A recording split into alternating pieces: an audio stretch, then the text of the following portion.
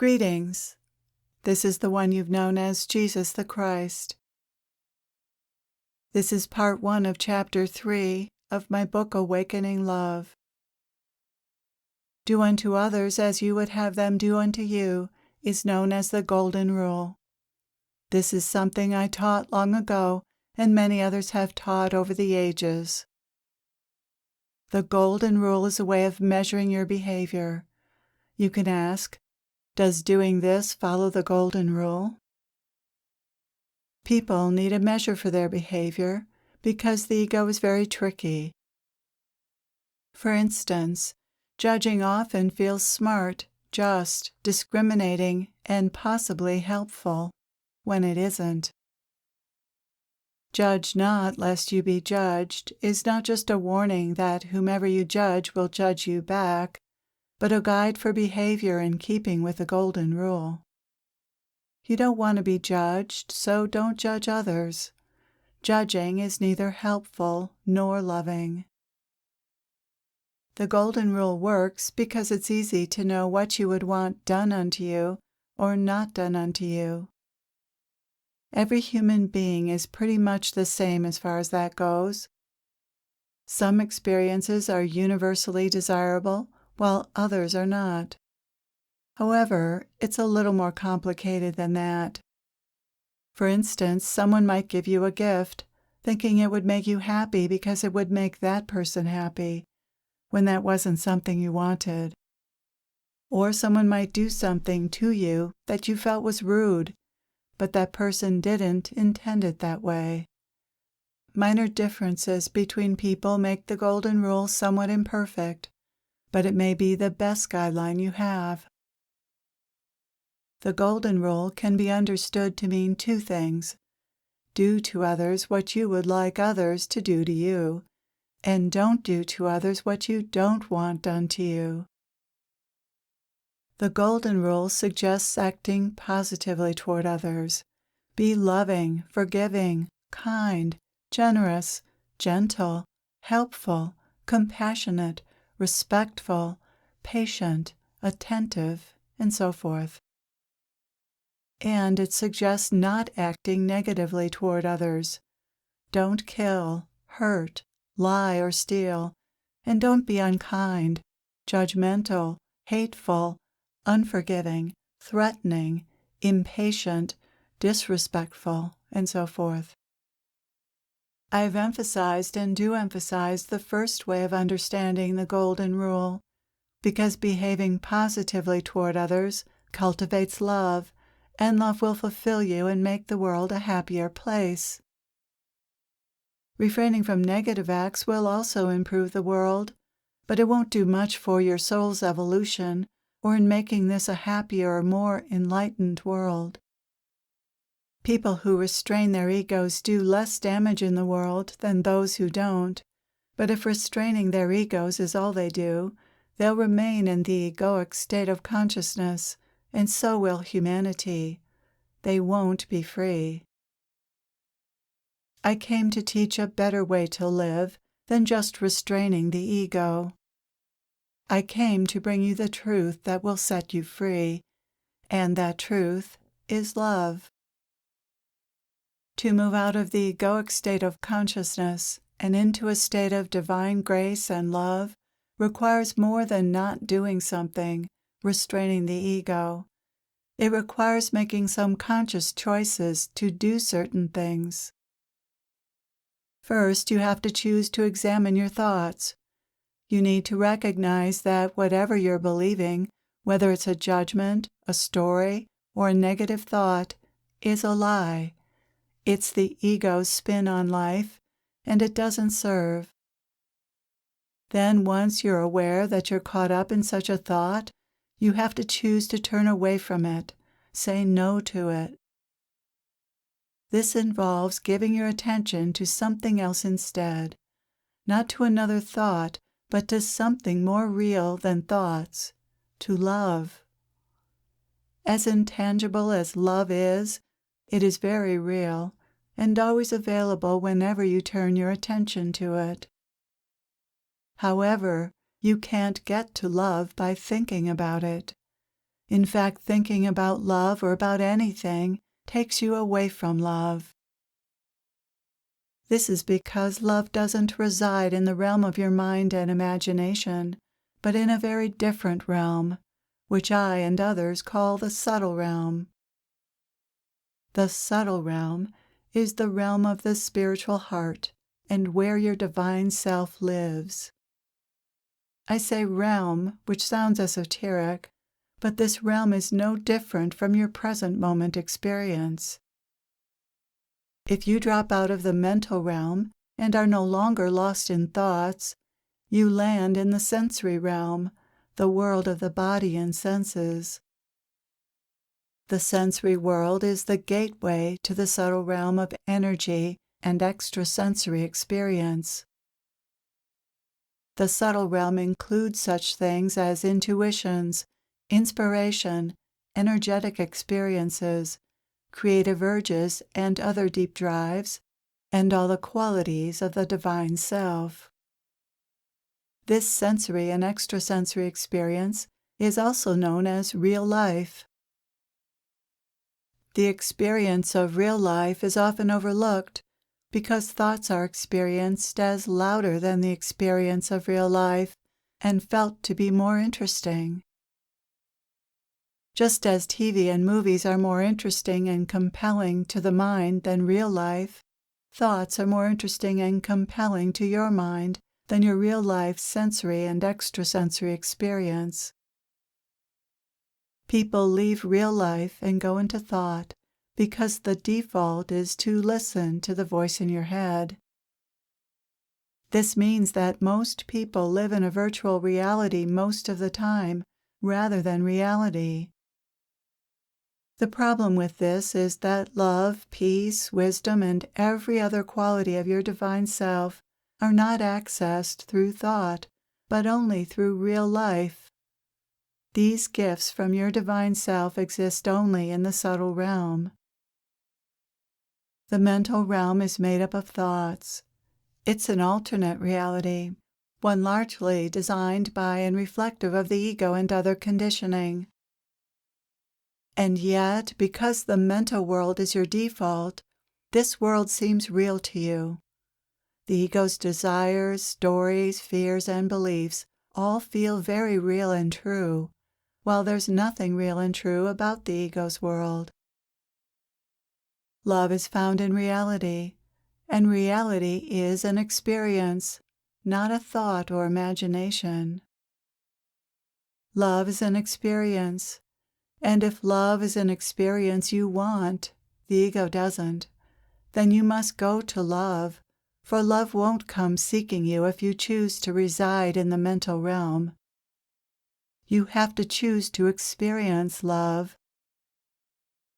Many spend their lives longing for love and dreaming about love, while ironically those very thoughts prevent them from experiencing love. How do you choose love? Simply turn your attention away from thoughts to the realm in which love resides. This is a matter of experiencing whatever your body's experiencing on a sensory, energetic, and intuitive level. Notice what you're experiencing, and then look for the experience of love. It's there within you as a subtle, energetic experience.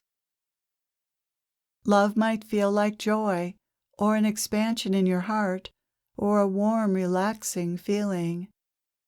You know what love feels like. Right now, can you find love, however slight that experience might be? When you do, focus on that subtle experience in your body, and it will become more prominent. Whatever you give your attention to is magnified. Then stay in touch with love by keeping your attention on that subtle experience. This is a particularly good practice to do when you're with others, when the tendency to go into judgment and other thoughts is so tempting. This practice isn't hard to do, but you have to choose to do it. This practice can become automatic and very natural, but it usually needs to be done consistently for a while before that happens. The biggest challenge is not getting hijacked by the voice in your head. If that happens, just return to sensing the subtle experience of love within you. Overcoming the default is accomplished by doing the opposite of the default. The default compels you to think about yourself and your life, judge, evaluate, compare, worry, desire, and go into the past and future. What's the opposite of that? Not having such thoughts isn't an option, since you're not in control of what thoughts arise and when.